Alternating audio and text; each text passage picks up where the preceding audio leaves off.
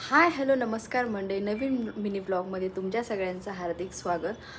आज आहे Friday. So वॉकवरनं आत्ताच मी जाऊन आली आणि बेबी आज 8:30लाच झोपी गेला. त्याच्यामुळे जरा रिलॅक्स आहे, कारण त्याचं जेवणही वरूनही केलं, दाल राईस, आणि आज त्याच्या दाल राईसमध्ये टोमॅटो ॲड केलेला आहे. सो त्याने इतका छानपैकी रिस्पॉन्ड केला टोमॅटो खिचडीला.